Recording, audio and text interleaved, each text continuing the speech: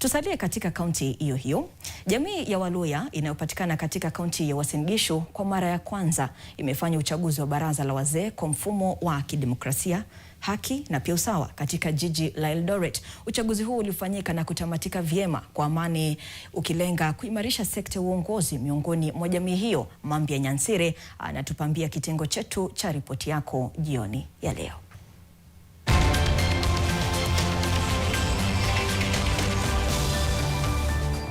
Jamii nzima ya Waluhya kutoka kaunti ya Uasin Gishu imefanya leo hii uchaguzi wa kuwateua baraza la wazee, yani Council of Elders, katika kaunti ya Uasin Gishu, jiji la Eldoret. Ikumbukwe kwamba hii ndio mara ya kwanza miongoni mwao kufanya uchaguzi wa kidemokrasia wa kuteua baraza la wazee. Na hapa tumekuja kuchaguana kama Luhya Council of Elders. Mimi nilikuwa kiongozi wa Luhya Council, ofisi ambayo imetolewa kama organizing secretary. Hafla hiyo kwa mara ya kwanza imewaleta jamii ya Waluhya walio katika kaunti ya Uasin Gishu pamoja kwa amani na ushirikiano.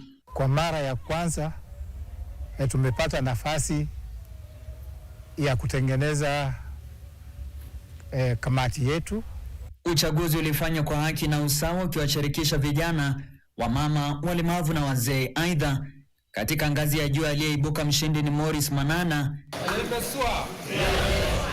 Kwanza nichukue nafasi hii kuwapongeza nyinyi kwa dhati kwa kunichagua mimi kuwa mwenyekiti wa kundi hili, huku akisema kwamba kazi ya kwanza ofisini ni kubuni katiba kuwaongoza ili kuwa na kazi rahisi. Upande wa pili, mgombea mwenza aliyeibuka nambari ya pili Edward Kisaka alikubali kushindwa chambilecho wa Swahili. And we said, God help us to finish our program in a good way. Elections have two outcomes.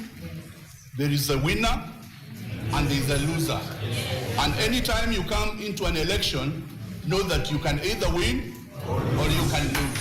Huku uchaguzi huu ukifanyika kwa mara ya kwanza miongoni mwa jamii hii ya Waluhya katika kaunti ya Uasin Gishu, unanuia kuleta manufaa katika sekta ya uongozi, vile kuwapatanisha pamoja jamii nzima ya Waluhya walio katika kaunti hii ya Uasin Gishu. Nikiripotia NTV mashinani kutoka jiji la Eldoret, kaunti ya Uasin Gishu, jina langu ni Mambia Nyansiri.